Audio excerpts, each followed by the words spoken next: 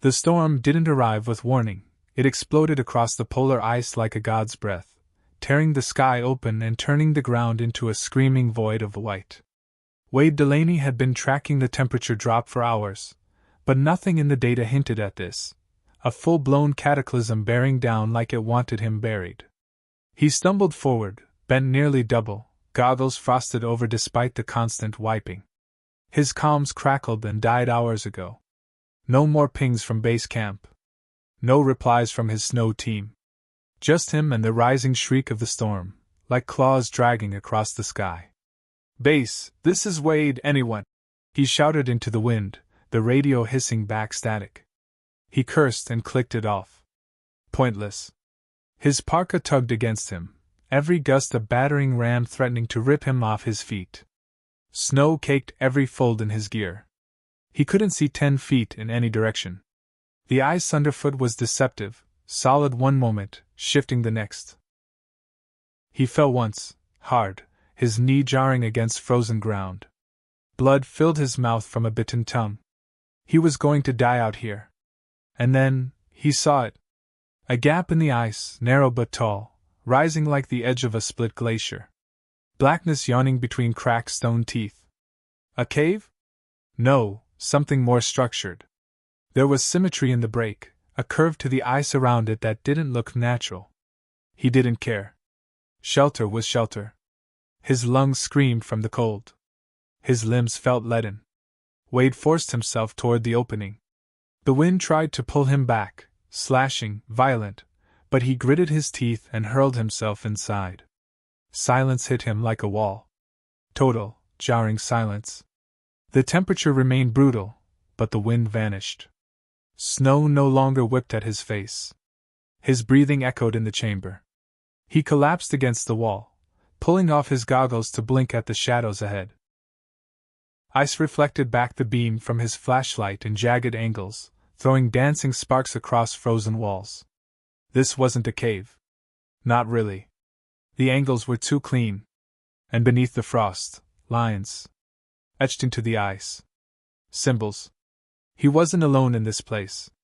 Something had built it. And something waited inside. Wade moved cautiously now, every footstep crunching in the absolute stillness. His flashlight beam trembled slightly, casting flickers of light across walls that shimmered like glass. As the tunnel narrowed, the architecture, or what he could now confirm as architecture, became clearer. Arches. Carvings. Spirals and angles. The patterns weren't human. But they weren't random either. Some kind of language, maybe. Or art. He reached a chamber larger than any so far, a hollow dome buried deep within the glacier. Stalactites of blue ice hung from the ceiling like crystal daggers, catching his light and throwing it back in radiant bursts. He stepped into the center, awe creeping up his spine despite the bitter cold. Then he saw her. She stood half encased in a wall of clear ice, bathed in shadows and frozen mist. At first, he thought she was a statue, some ancient carving left behind by whatever made this place. But her fur shimmered. Orange. Bright, fiery orange, even dulled by the frost. She was tall, perhaps a head shorter than him, with the lithe, curved form of a dancer. Slender hips. Strong thighs. A long, bushy tail frozen mid-sway behind her. Her fur looked soft even through the ice, and it flowed across her body like it had been combed by wind. Her ears, fox-like and furred, tilted gently back as if caught in a breeze. And her face. Delicate. Feminine. Alien, yes, but beautiful. She had a short muzzle, a small black nose, but her eyes, closed in slumber, were framed by thick lashes, and her lips parted slightly as though whispering in a dream. She looked alive. Wade took a step forward, then another, until his gloved hand pressed against the ice. It was smooth and thick, but not impenetrable. He leaned in, watching her chest. No breath. No movement. But something in his gut said, "She isn't dead." He whispered, "What are you?" The longer he stared, the more questions piled in his mind. Why was she here? Who was she? How long had she been trapped in this icy tomb? The chamber grew colder by the second, his own warmth rapidly fading. He pulled back, hands shaking, and began fumbling through his pack. Emergency blanket. A flare. Flint. A protein bar. It wasn't much. But maybe it would be enough. "I'm not leaving you like this," he muttered. He turned and looked toward a side passage. If there was more to this place, maybe there was something, anything, he could use to get her out. He took one last glance at the mysterious Vulpine girl. "Hang in there," he said, and vanished into the dark. The side tunnel curved gently, sloping downward. Wade kept his flashlight high, its narrow beam cutting through columns of ice and frozen mist. Every so often, the light caught something strange, grooves in the wall, smooth as polished glass, like claws had carved them long ago. Others were etched patterns, purposeful and clean. He moved slowly, senses heightened.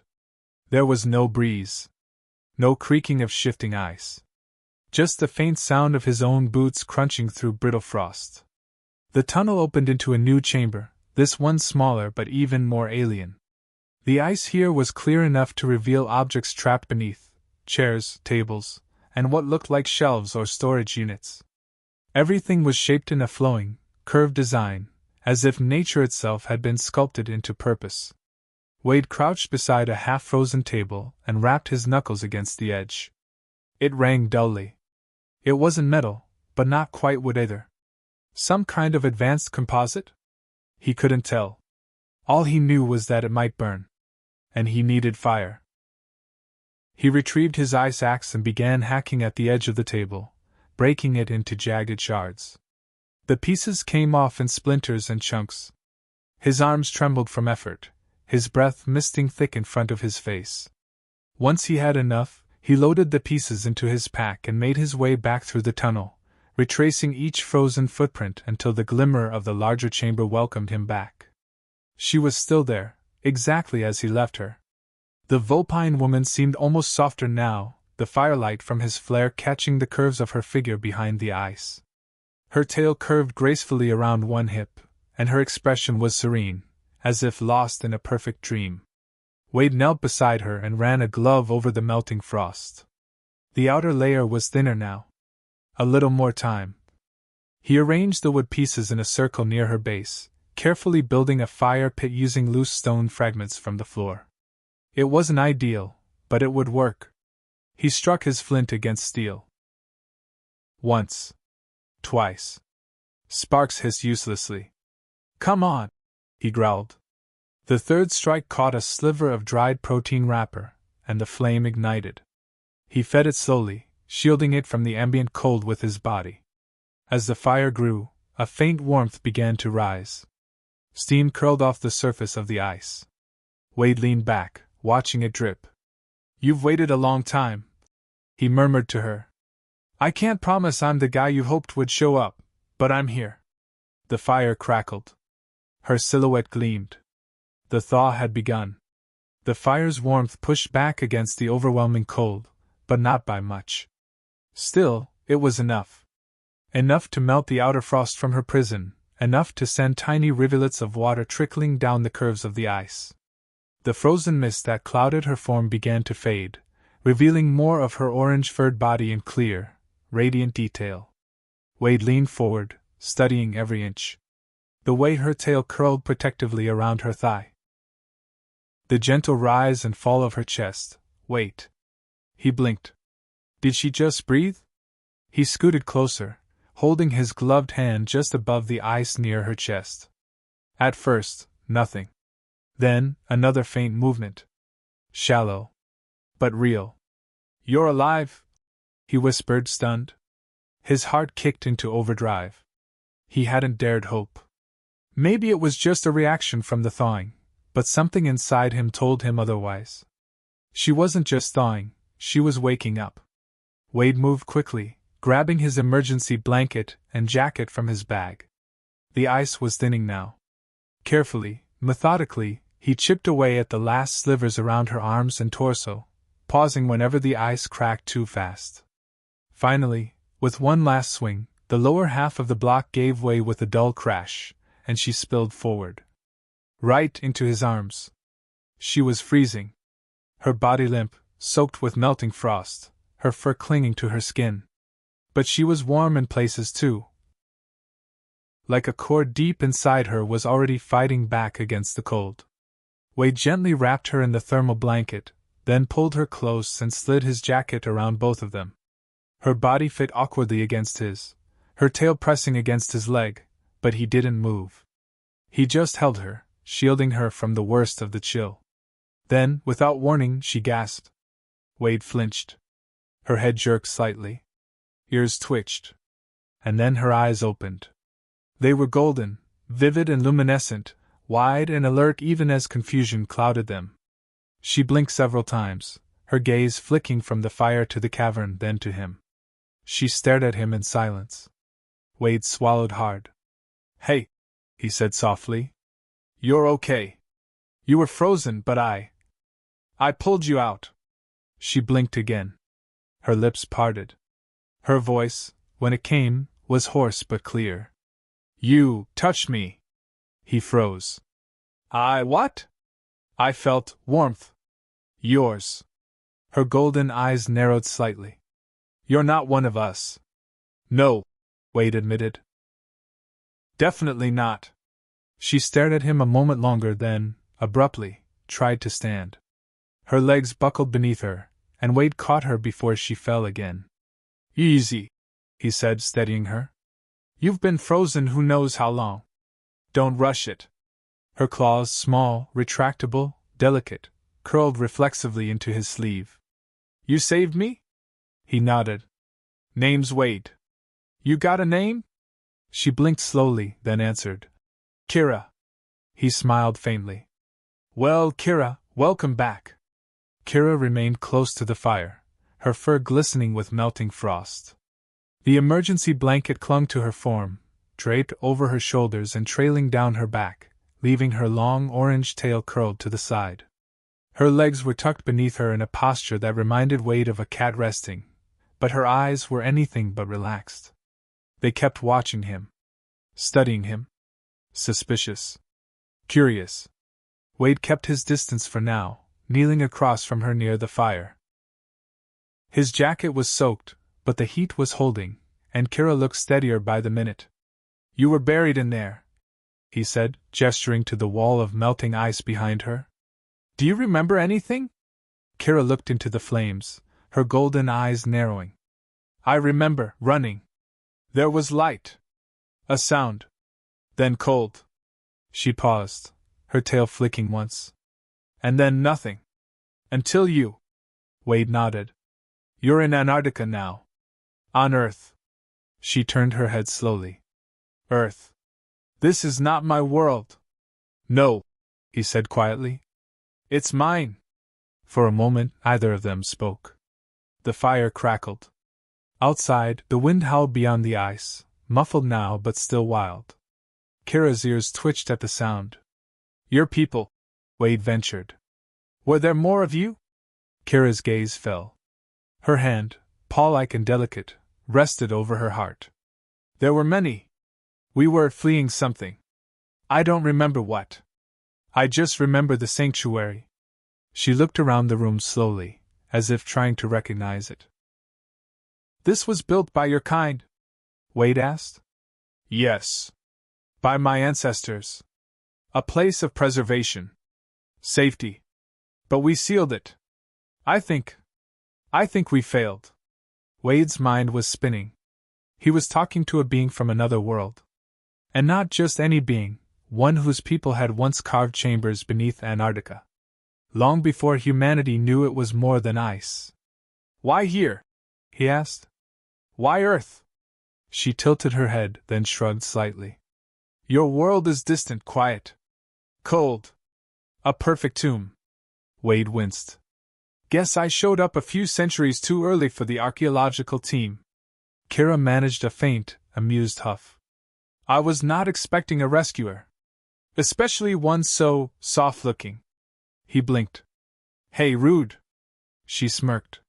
"But warm." Wade laughed under his breath. "Well, I'll take that as a compliment." Kira glanced back at the ice wall.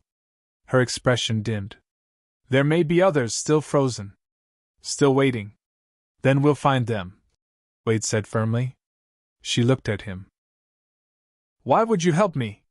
Wade stood and tossed another piece of wood onto the fire. Because you needed me. And because no one deserves to be forgotten. Kira stared into the flames for a long time before answering. You're strange, she said softly. I've been told that, he replied, sitting beside her again. Wade stirred the fire with a scrap of blackened wood, glancing occasionally at Kira. Her fur had dried mostly, soft and radiant in the flickering firelight. Though the cold air still clung to the chamber, her body heat was steadily returning. Her tail moved lazily behind her now, its end twitching in idle thought. I can walk now, she said suddenly, her voice firm but quiet. Wade looked up. You sure?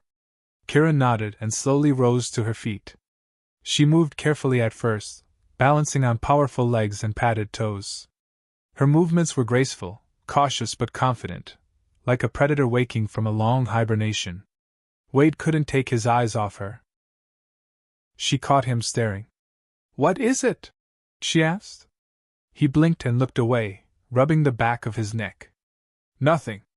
You're just, well, impressive. Kira tilted her head, eyes narrowing in mild amusement. Most males wouldn't say that to someone with claws. You haven't tried to stab me yet, he said with a shrug. Yet, she echoed, flashing him a sharp smile. They gathered their gear, what little Wade had, and moved deeper into the structure. The fire had done its job. Now they needed more than heat. They needed answers. Kira led the way. The next passage was wide and symmetrical, its walls covered in thin frost and swirling carvings. The architecture reminded Wade of ancient cathedrals, but alien, grown from ice and time. They passed strange devices embedded in the walls, dormant panels, frozen crystal consoles, long-dead lights. This was the outer corridor, Kira said. The entrance to the sanctuary's heart lies below. If the main core still functions, we may be able to awaken the others. Wade nodded. And if it doesn't? She stopped at the top of a frozen staircase, her eyes glowing faintly in the dark. Then they sleep forever. The descent was treacherous. Steps cracked underfoot, and ancient ice groaned in places. They moved slow, cautious, using Wade's flashlight to guide them. At the bottom, a large sealed door stood before them, covered in thick frost and inlaid with a glowing blue crystal at its center. Kira stepped forward and placed her palm against the crystal. A low hum filled the air. Light flickered across the door, spreading like veins under skin. With a heavy groan, the barrier slid open, revealing a vast circular chamber beyond. Wade's breath caught in his throat. Dozens, no, hundreds, of other figures stood in the room, entombed in pillars of ice. Vulpine men and women of every shape and build, all frozen in varying poses. Some curled inward, others reaching towards something unseen. Each one preserved perfectly. Kira stepped inside and stared in silence. So many, Wade whispered. I wasn't the only one left, she murmured. We can still bring them back. Wade turned to her. Then let's find a way to do it. But deep in the shadows above them, something else stirred. And it was already awake. The air in the core chamber was heavier, denser with something Wade couldn't explain. The walls were smoother here, almost glassy, and lined with bioluminescent panels that pulsed faintly in shades of azure and violet. A ring of soft blue light circled the ceiling like a halo. At the center of the room stood a raised dais, half buried in frost, with a control column rising from its center. Kira approached the dais cautiously. Her claws tapped softly against the frozen floor. This is the sanctuary's heart. The life core. It controls stasis fields, internal energy flow, and reanimation cycles. Wade walked a slow circle around the room, eyes moving over each entombed figure. Some looked peaceful, others frozen in pain or fear. One vulpine woman had her arms outstretched toward a child locked in a nearby pillar. What happened to you? He whispered. Kira pressed a palm against the console. Her fingers splayed across the frosted surface, glowing symbols blooming beneath her touch. The entire chamber responded, lights brightening, a hum rising deep beneath their feet. "It's still active," she said with cautious hope. "But unstable. I'll need time to override the lockdown." Wade moved beside her. "Tell me what to do." She blinked, surprised. "You don't have to." "I do," he cut in. "I didn't come this far to back off now." A soft smile curved her lips. "All right. Then start clearing those frost conduits around the ring. We'll need clean channels if the system's going to flow properly." As Wade chipped away at the narrow ice slots around the perimeter, a low sound rippled through the room. Not from the machine. From the dark. He froze, chisel still in hand. "Kira, you hear that?" She stopped typing. There it was again, scraping. Slow. Deliberate. Not mechanical. Not ice shifting. Something alive. Kira's ears twitched sharply. Her pupils narrowed. "Something's here," she whispered. They turned toward the upper level of the chamber. A dark opening in the wall pulsed with shadow. From it, a low growl echoed, wet and throaty. Then, the gleam of two eyes. Red. Reflective. Wade took a step back. "That's not one of your people, is it?" "No," Kira growled, for bristling. "It's something else. A scavenger. Or a hunter." The thing emerged slowly, thick black fur, spindly limbs tipped in frost-covered claws, and a mouth too wide for its face. It sniffed the air, snorting steam. Kira grabbed Wade's wrist and yanked him behind her. "Get back!" "But the controls." "Forget them for now!" The creature shrieked and lunged. Kira moved like lightning. Wade had never seen anything like it. The monster launched itself across the chamber, claws outstretched, its screech piercing through the sanctuary like metal tearing across bone. Wade barely had time to hit the ground before Kira met the beast mid-leap. Her form blurred in motion, her claws extended, eyes glowing gold. She moved with a predator's grace, controlled, precise, and deadly. She slammed into the creature midair, sending both of them crashing to the icy floor in a tangle of limbs. Wade scrambled to his feet as they rolled. He watched as Kira twisted beneath the beast, dug her claws into its flank, and kicked off with both legs, flinging it into the wall with a bone-cracking thud. The creature shrieked and tumbled across the floor, gouging icy trails with its talons. "Wade!" Kira shouted, panting, eyes burning with focus. "Find something sharp, now!" Wade bolted to his pack. Inside, he had only a few tools left, his ice axe, a flare gun, and a dull, folding blade. He grabbed the axe and turned just in time to see the beast rush Kira again. She wasn't fast enough this time. It hit her full force, driving her back against one of the frozen stasis pillars. She cried out, and the sound ignited something primal in Wade. He roared and charged. His axe struck the creature just as it turned its head. The blade embedded deep in its shoulder, and the thing let out a shriek of pain that echoed through the entire chamber. It flailed, tossing W. "You shouldn't have touched him," she hissed. She grabbed the axe still lodged in the beast's shoulder, twisted, and yanked it free in a spray of black fluid. The creature screeched, stumbled, and Kira brought the axe down again, this time into its skull. It collapsed. Silence returned. Steam rose from its mangled form. Blood, thick and dark, puddled around the shattered ice. Wade sat up slowly, wincing. "You okay?" Kira turned, panting, fermented with frost and blood. She nodded. "You? I've had worse," he lied, pulling himself upright. "What the hell was that?" "A warden spawn," she said grimly. "A twisted remnant from whatever corrupted the outer sanctuaries. They weren't supposed to be able to survive this long." Wade's expression darkened. "But it did. And it wasn't alone, was it?" Kira didn't answer immediately. Instead, she looked to the dark tunnel above them, the one where the creature had come from. She stepped closer, ears flicking, and then whispered, "No, it wasn't." Wade gritted his teeth and leaned against a nearby console, trying to catch his breath. His ribs ached, his jacket was torn, and he could feel bruises blooming across his chest and arms. But Kira, she was barely winded. She paced slowly, scanning the shadows beyond the tunnel, her ears swiveling, tail flicking with focused energy. Her eyes narrowed. That creature, it was testing the perimeter, looking for weak spots. "You're saying it's smart?" Wade asked, breath still ragged. "Smart enough to wait," she replied. "Smart enough to track scent. We disturbed the sanctuary, lit fires, made noise, and something came looking." Wade knelt beside the corpse.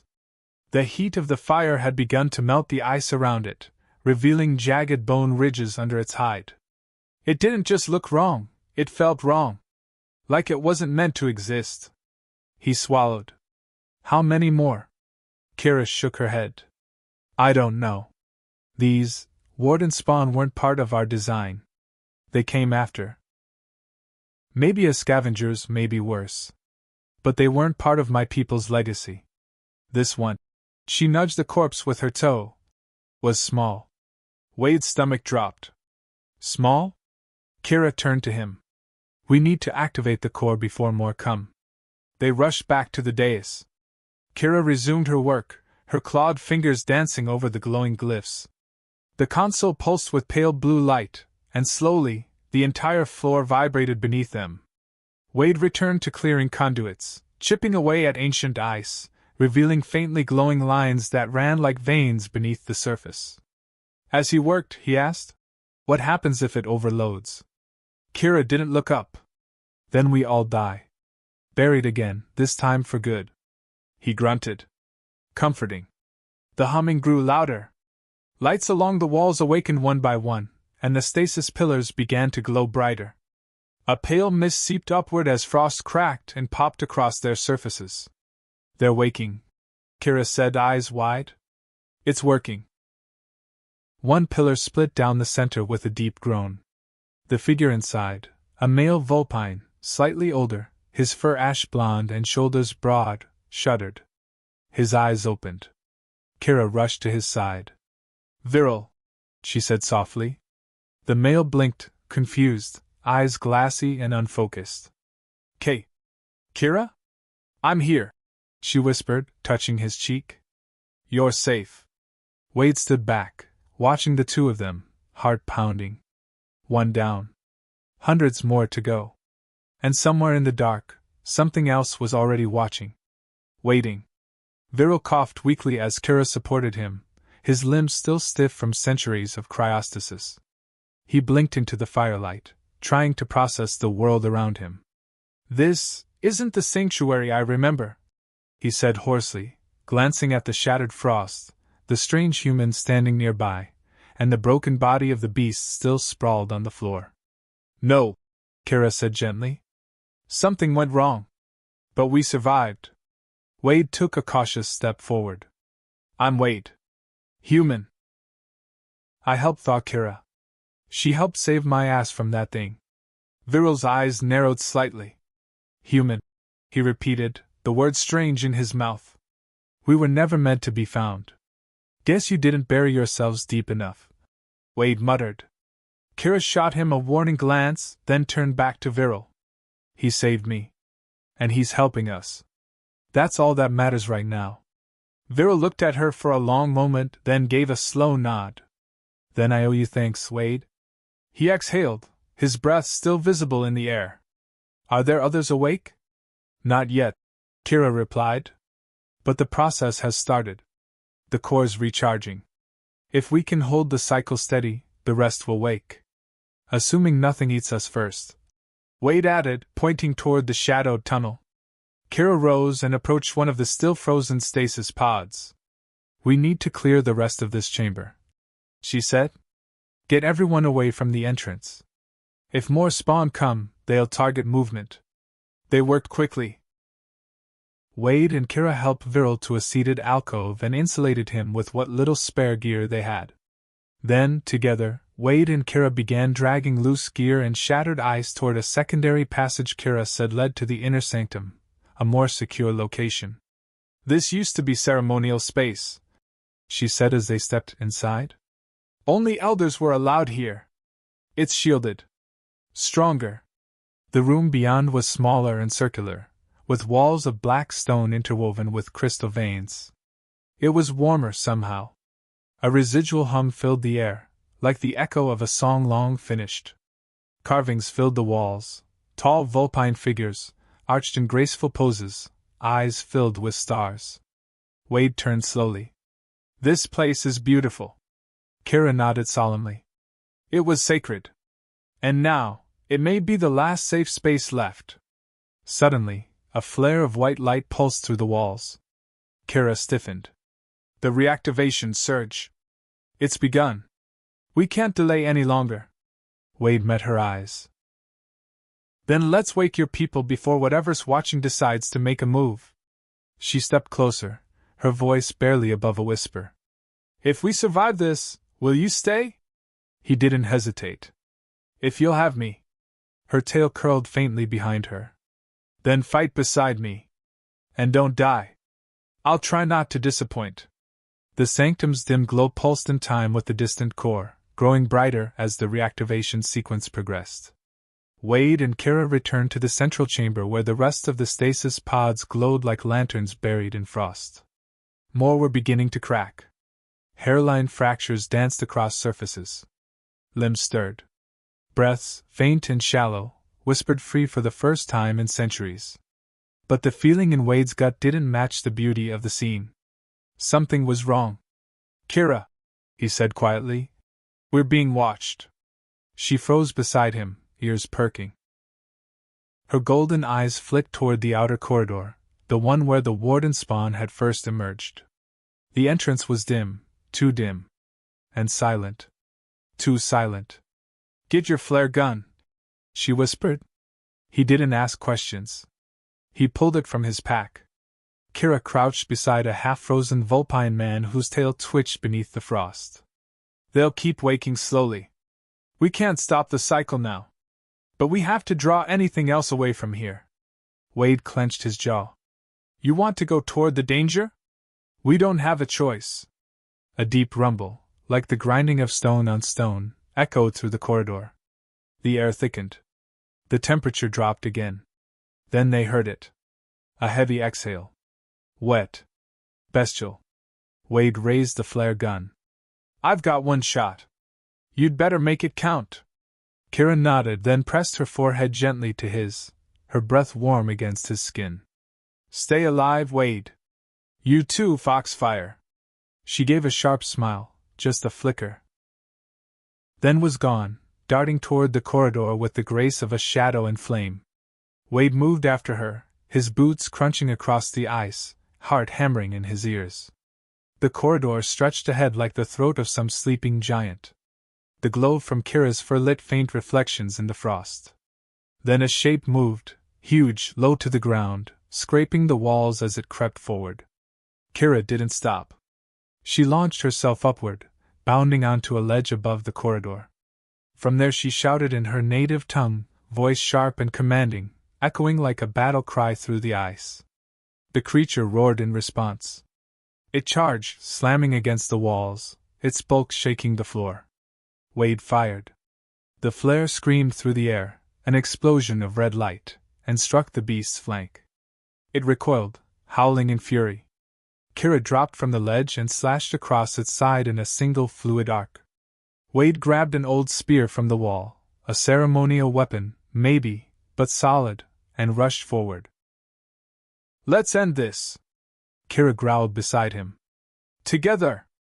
And they fought. Side by side. One human. One vulpine. Against the cold and the dark. The creature was massive, twice Kira's size and nearly 3 times Wade's weight. Its limbs scraped the floor like meat hooks of frozen bone, and its back bristled with spines coated in jagged ice. The flare had burned part of its flank, leaving a patch of sizzling, blackened hide, but it was far from finished. Wade drove the spear forward with all his weight. It sank shallowly into the beast's shoulder before snapping in half like brittle wood. The creature spun on him with a snarl, jaws wide. Kira moved faster. She pounced, claws catching the side of the beast's face, dragging across its jawline with a shriek of tearing flesh. Blood, if that thick, dark sludge could be called blood, splashed across the floor. Wade rolled aside as the beast lashed out. Ice cracked under its bulk as it stumbled, thrown off balance by Kira's strike. She landed gracefully, skidding across the frost and already preparing to strike again. "More left!" she shouted. "Aim low!" Wade scooped up the creature's broken claw, sharp, curved, strong, and lunged behind it. He jammed the jagged bone into the joint of its back leg. The creature screamed, pitched forward. And Kira struck. Leaping onto its back, she sank her claws into the base of its skull and pulled back with every ounce of strength in her. Her eyes glowed gold as her muscles rippled beneath her orange fur, her tail flaring behind her like a streak of fire. The beast convulsed. Then collapsed. Its body hit the floor with a heavy, final crash that echoed down the entire corridor. For several seconds there was only silence. Only the sound of Kira's panting breath and Wade's racing heartbeat. Then slowly, he smiled. "You're incredible," he muttered. Kira dropped to the floor beside him, her knees buckling slightly from the exertion. "You're not so bad for a furless one," she said with a grin. Wade chuckled breathlessly. "I'll take it." She turned to him then, her expression softening. "You keep rushing in like that, you'll get yourself killed." He wiped blood, some his, some not, from his brow. "I was trying to impress you." Kira raised a brow, her voice a low purr. "You already did, back when you lit that fire and pulled me from the ice." They sat in the corridor's cold aftermath for a long moment. Around them, the frost had stopped groaning. The shadows were still. But both of them knew it wasn't over. Not yet. Kira looked back toward the main chamber. "We've bought time. Enough to finish waking the others." Wade nodded. "Then we better use it." She helped him to his feet. Their fingers lingered longer than necessary. Her tail brushed lightly against his leg as they turned to leave the battlefield behind. Neither of them said it aloud, but both of them knew they were no longer fighting alone. The corridor behind them glowed faintly, stained with blood and melted frost, but the sanctuary beyond it was alive. As Wade and Kira returned, the air was no longer still, it pulsed with a low, steady hum. More of the stasis pods had opened. Shapes moved in the mist. Dozens of Kira's people stood, some swaying, others crouched in confusion. Their fur shimmered in shades of flame, dusk, and snow. Males and females, young and old. They blinked under the soft lights, disoriented by a world that had changed while they slept. Kira moved swiftly to them, her tone gentle but commanding in her native tongue. Her words, though unintelligible to Wade, radiated calm. One by one, they gathered near the center of the chamber where the fire still flickered. A young female, barely past adolescence, clung to Kira. "Is it true?" she asked in a trembling voice. "We survived?" "We did," Kira whispered, holding her. "But we are not safe yet." Another stepped forward. An elder male with pale fur and blind eyes. "The sanctuary has been breached, hasn't it?" Kira glanced toward Wade before answering. "Yes. But we're taking it back." The elder nodded solemnly. "Then it seems we owe the fire-eyed stranger a great deal." Wade raised a hand awkwardly. Hi. I just helped defrost the place." A few of them chuckled, though many still eyed him warily. A tall warrior type with dark russet fur approached, shoulders squared. "What is he?" Kira moved between them. "His name is Wade. He found me. Freed me. And he bled beside me to keep the rest of you safe." The warrior's amber eyes locked on Wade, fierce and testing. Then he extended a clawed hand. Wade took it without flinching. "Then he is one of us," the warrior said. Relief broke across Kira's face, subtle but deep. She stepped beside Wade, her tail flicking against his back as if she couldn't help herself. "We'll need to teach them how to fight again. How to survive. The world outside is not what it was." Wade nodded. "We've got work to do. But you've got fire." "I saw it." Kira looked at him, her voice soft. And you brought yours here. He grinned. Just don't make me fight another ice beast today. She leaned close, her lips nearly brushing his ear.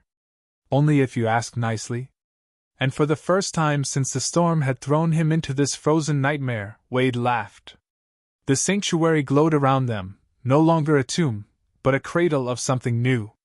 Something burning quietly in the dark. The following days blurred into motion. Rest was rare, sleep rarer.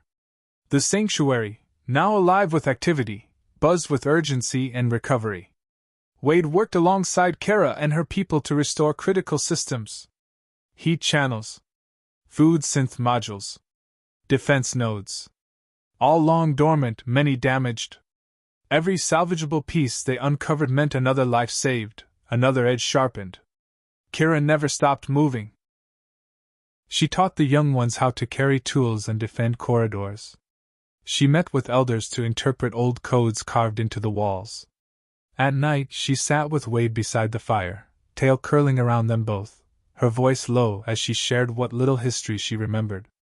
We left our world because we couldn't save it, she whispered one night. But this sanctuary, it was our last attempt. Not to hide, but to begin again. Wade stared into the flickering embers. Do you think that's still possible? She looked at him with those golden eyes. It has to be. They didn't talk about the creatures for a while, not until one of the far corridors caved in during a heat surge and revealed claw marks on the other side. Deep, fresh ones. Kira and Wade stood over them in silence, the mood heavy. They're not gone, Wade said finally. No, Kira agreed, her voice cool. But neither are we. Training began the next morning. Kira selected 5 of the strongest from the newly awakened. Viral. The warrior who first challenged Wade, whose name was Ecker. 2 sisters with sleek black fur and quick hands. And, to Wade's surprise, the young girl who had clung to Kira. You're sure she's ready? Wade asked. She's not, Kira said. But neither was I when I was thrown into the ice. Wade couldn't argue with that. They trained in the central hall, where light now streamed from active ceiling nodes. Kira demonstrated stances with her energy spear, its shaft humming softly in her grip.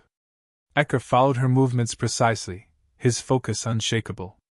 Wade practiced beside the girl, Tira, teaching her how to aim his spare flare gun and dodge attacks with her tail. Each day the group grew stronger, more coordinated. The sanctuary's pulse returned in time with theirs. And each night, Wade found himself pulled back to Kira. One night, as they sat alone near the edge of the observatory, she spoke. I wasn't meant to survive, she said. The stasis field failed too early. I should have died. You didn't, Wade said. You lived. And saved everyone else. She leaned closer. I wasn't alone when I woke up. That made all the difference. Wade turned to her slowly. I'm not leaving. You know that, right? Kira's lips twitched into a smile. Good. Because I think I've grown fond of you, fire-eyed human. Wade chuckled. Yeah? Even without fur? She brushed her fingers along his jaw. Especially without it. And under the stars carved into the sanctuary ceiling, they kissed, fire and frost finding a fragile balance. Wade awoke to distant rumbling. He was curled beside Kira in the observatory chamber, her soft tail draped lazily over his waist, her breathing slow and steady against his neck. The warm haze of their closeness made it hard to think at first, but the sound returned. A low, grinding vibration through the stone. Like something burrowing. He sat up, careful not to wake her. The sanctuary's walls pulsed with faint blue light as systems quietly regulated heat, pressure, and oxygen. Everything appeared stable. Yet, something gnawed at him. Wade grabbed his boots and slipped out silently. He made his way down the western corridor, one of the older paths Kira had marked as unstable, but sealed. Now the frost here was patchy. Disturbed. He knelt beside the wall. Cracks. Fresh. He drew his knife, mostly ceremonial, but solid, and stepped further in, ducking under a collapsed arch. The corridor split ahead into 3 uneven branches. He crouched low, listening. At first, nothing. Then, a scraping sound. Soft. Rhythmic. He turned off his flashlight and waited in the dark. From one of the left tunnels, a figure crawled into view. Not vulpine. And definitely not human. It moved like liquid muscle stretched across bone. Too many joints. Its hide was semi-translucent, faint veins glowing like fireflies and gelatin. It sniffed at the air, maw twitching, claws clicking across the ice. Wade backed away slowly, heart pounding. One wrong sound and... snap. His foot hit a brittle shard of frost. The creature snapped toward him with unnatural speed, eyes flashing. Wade ran. He vaulted over fallen columns, dodging between icy walls as the thing shrieked behind him. Its claws gouged stone. It was fast. Too fast. But Wade had one thing it didn't, Kira. He burst back into the sanctuary's central chamber, shouting, "Inbound! Wake up!" Kira's ears shot up. She was on her feet in a heartbeat, weapon in hand. Behind Wade, the creature lunged through the breach. Kira met it midair, her spear humming as it slashed across the beast's hide. Sparks flew. It reeled back, then screamed, swiping wildly. The others poured in behind her, Ecker, Viral, the sisters Tira. The sanctuary exploded into chaos. And the battle for their new beginning had begun. The creature roared as it crashed into the chamber, its translucent skin catching the light of the sanctuary's glow panels, casting grotesque reflections along the walls. Tira screamed as it skidded past her, jaws snapping. Wade grabbed her arm and pulled her back behind a column just as Kira drove her spear into the beast's side. It screeched and lashed out, knocking her aside. She hit the ground hard, tumbling across the icy floor with a snarl of pain. Ecker was next, his own spear forged from repurposed support rods and power cores. He plunged it into the creature's back, the electric charge dancing across its spine. The monster convulsed, flailing wildly, slamming its claws into the floor and dragging deep trenches across the chamber. Wade shoved Tira behind a console and ducked low, grabbing a flare from his belt. "Eyes!" he shouted. Kira rolled onto her feet. "Do it!" he fired. The flare exploded just inches from the creature's face. It let out a garbled, inhuman howl, stumbling in confusion as the burst of red light overwhelmed its senses. That gave Kira time. She sprang forward, leaping high, and came down with her spear angled for a kill. The tip drove into the creature's neck, piercing the softer joint below the jawline. The beast shrieked in agony and thrashed, but Kira held on, twisting the blade with every ounce of strength. Ecker joined her, plunging his weapon into the same wound. The beast staggered back, blood streaming down its front, hissing against the floor. Wade didn't hesitate. He ran straight for the damaged wall behind the creature, grabbed the emergency power conduit he and Kira had exposed the day before, and yanked it loose. Sparks rained down. He shoved the live wire against the beast's side. Electricity screamed through it. The creature convulsed once, then twice. Then fell. Smoke rose from its charred skin. The chamber was still again, except for the panting breaths of survivors and the fading sizzle of scorched flesh. Kira dropped to her knees beside the body, chest heaving. Wade knelt beside her. "You okay?" She looked up, her eyes fierce but exhausted. "Yes. Thanks to you." Viral approached from the rear of the chamber, flanked by more of the awakened. "That was no scout," he said grimly. "It was a predator. And predators usually hunt in packs," Wade muttered. Kira looked around the room at the gathered survivors. "Then we teach them to fight. We don't hide anymore." Wade nodded. "No more running. This is your world now." She glanced at him, her voice quiet. "Our world." And as the smoke cleared, the sanctuary was no longer just a shelter. It was a fortress. The next day began with the stench of scorched flesh and victory. Wade helped drag the beast's remains out of the central chamber.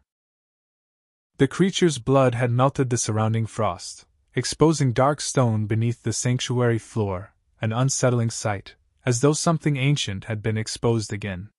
Kara walked beside him, directing workers with sharp, efficient commands. Her people had changed overnight. Where before they had been dazed survivors, today they moved with purpose. They carried tools, reinforced barriers, sharpened salvaged weapons. Children no longer clung to their elders. They watched and learned. Viral had begun organizing defensive patrols along the outer corridors, and the twin sisters, Jara and Selly, were already repairing damaged sections of wall with alien welding rods and strips of crystal. And at the center of it all was Kira. She moved through her people like a flame, her orange fur vivid beneath a patchwork of armor made from scavenged plates and fiber harnesses. She checked each section personally, giving orders, offering encouragement. But when her eyes met Wade's from across the chamber, her expression always softened. Later, while Wade was repairing an energy relay near the sanctum's secondary entrance, Kira joined him and sat close, her tail brushing against his arm. "You're bleeding," she said, nodding toward his bandaged knuckles. He smirked. "Just a scratch. From trying to pry open a hatch that clearly didn't want to be pried open." She reached out and unwrapped the cloth. Her touch was warm, gentle despite her claws. She cleaned the wound in silence, then began wrapping it again with fresh material from her belt. Wade watched her carefully. "You ever think we'd get this far?" She paused. "No. Not even in my dreams. But you never stopped fighting," he said. Kira's golden eyes lifted to his. "Neither did you." They sat together in the quiet hum of machinery and stone. For a while, they said nothing. There were no words needed. It wasn't the fear that had bound them, it was the refusal to surrender. Kara leaned in then, her muzzle brushing his cheek. "There's something I haven't told you." Wade turned toward her, heart suddenly heavy. "What is it?" She hesitated. "The sanctuary wasn't just a refuge. It was a beacon. If we activated it fully, others might have heard it. Other sanctuaries. Other things." "Good things?" Wade asked, though he already knew the answer. Her expression said it all. "Then we need to prepare," he said, standing. Kara rose with him. "Together?" Wade reached for her hand, squeezing it gently. "Always." 2 weeks passed. The sanctuary had become more than a shelter, it was alive with purpose. Power systems thrummed through its walls. Soft light shone across the carved crystal ceilings. The once frozen citizens had begun to thrive, building defenses, clearing new wings of the structure, and teaching the young. But as the reactivation cycle neared completion, the signal, Kira's warning, flared into full strength. And someone answered. It happened during the early hours of cycle shift. The sanctuary's core pulsed violently, nearly overloading every active circuit. Lights dimmed. The walls themselves groaned with strain. Viral shut down the outer corridors while Kira rushed to the observatory with Wade at her side. He watched in stunned silence as a projection rose from the center of the room, light flickering into the shape of a star map. "What is this?" he asked. Kira's voice was soft. A response. Dozens of signals lit the map, some distant, cold, and quiet. Others closer. Moving. Wade felt a chill. "Which ones are friendly?" She didn't answer. Instead, Kira walked to the edge of the map and touched one of the closer pulses. "This one, that's not a sanctuary beacon. That's something else. It's coming here." Wade crossed his arms. "Then we stand and fight again." Kira turned to face him fully. "No. This time, we decide who we want to be. Hunted? Or something more?" He stepped forward, meeting her gaze. "And what do you want?" She reached up and touched his chest. "I want a future." Behind them, her people had gathered. Viral. Eker. Tira. The sisters. All waiting. All watching. Wade looked around the room and raised his voice. "You survived ice. You survived monsters. You built something from ashes. Now you have a choice: hide here forever, or step outside and show the galaxy that you're alive. Silence. Then Kira stepped beside him and lifted her spear. We rise. Preparations began the same hour. No one slept. The sanctuary transformed once more, no longer a cradle, no longer just a fortress. It became a launch point. Kira led the charge, organizing teams to recover long-dormant systems, beacon amplifiers, deep-range sensors, and most critically, a vault of ancient armor and tech sealed behind a submerged corridor. The core's pulse guided her. Wade moved between groups, helping however he could. Sometimes lifting, sometimes advising, sometimes simply reminding people to breathe. But in every eye he met there was fire. They were no longer refugees of the ice. They were Emberborn. By the second day, the map in the observatory showed the incoming signal was near, hours, not days, from breaching atmosphere. Whatever it was massive. Kira stood before it, unmoving, her golden eyes fixed on the pulsing red icon. Her tail flicked once. "I think it's a ship," she murmured. Wade crossed his arms. "Yours?" Kira shook her head. "Not ours." Viral stepped forward. "We stand or we vanish. And we did not survive centuries to vanish now." Kira's voice cut through the room. "Then we hold the sky." The final hours moved like heartbeats. Kira was adorned in armor older than any living memory, polished obsidian and etched crystal that shimmered beneath her orange fur. Wade wore scavenged plating, patched together, but serviceable. He carried a charged staff in one hand, Kira's old spear in the other. The first tremor came mid-meal shift. The sky outside the observatory dome split with a thunderous crack, and a vessel, sleek, black, and curved like bone, descended through the clouds. It didn't hail. It deployed. Figures spilled from its flanks like shadows, biomechanical, insectoid in movement, carrying weapons of ice and pulse. The outer corridor lit up with impacts as the battle began. Wade and Kira stood at the breach. Her hand found his. "One more time?" He smiled. "Until the end." The battle was unlike anything they had faced, fast, brutal, calculated. But the Emberborn fought like creatures of flame. Kira's people worked in tandem, old instincts reawakening. Wade struck down enemy after enemy, fighting at Kira's side as if they trained together for years. When the final invader fell, skewered through its plated chest by Ecker's reforged lance, the sanctuary was cracked but still standing. And around it, the bodies of their enemies melted into the ice. Kira collapsed beside Wade, both of them bruised, bloodied, breathless. He looked at her. "Still alive?" She smiled faintly. "You always find a way." He reached for her hand and held it against his chest. "Now what?" Kira looked toward the broken sky above them. "Now, we send our own signal." Weeks passed. The sanctuary had changed again, no longer a hidden relic or a desperate shelter but the heart of a new beginning. The fallen corridors had been repaired. The outer walls reinforced with armor stripped from the enemy ship. And above, the observatory dome had been widened, so the stars could be seen even during sleep hours. The Emberborn had made their stand. And won.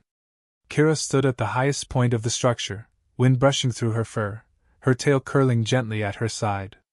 Beside her, Wade adjusted the uplink array, now fully functional, transmitting their signal out beyond the stars.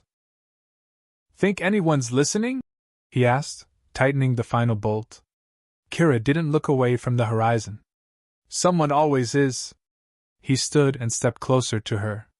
The sky was clear tonight, so impossibly clear. The auroras shimmered in slow dances across the stratosphere, and the broken vessel that had once carried death now rested half-buried at the edge of the glacier. A warning. A monument. "We'll be a myth to someone, won't we?" Wade said, slipping an arm around her waist. "The people who rose from the ice." Kira leaned into him. "Let them call us whatever they want. We lived. We rebuilt. And we love." She turned toward him, her golden eyes glowing in the starlight. "That is legacy enough." Below them, their people thrived. Tira and the other youths practiced with precision in the inner halls. Viral worked on translating what they now believed to be an archive of ancient Emberborn knowledge. The twins, Jara and Selly, had begun designing a second outpost farther across the ice shelf. A second sanctuary? An Ecker? He trained every day, but now he laughed while doing it. Kira reached down and took Wade's hand. I never thought I'd care for anyone again. Not like this. I didn't think I'd survive the storm, Wade replied. But I found you. And that changed everything. She tilted her head. So what now, Wanderer? Wade looked up toward the endless sky. Now we build more than shelters. We build a future. We send messages to the stars. Maybe we find others like you. Or like you, she added with a grin. He kissed her gently then, her muzzle warm against his lips. They stood in silence, holding one another while the wind swept past them, soft and wild, no longer threatening, just alive. Beneath them, a new fire stirred. A legacy born of ice and flame. And it would never be forgotten.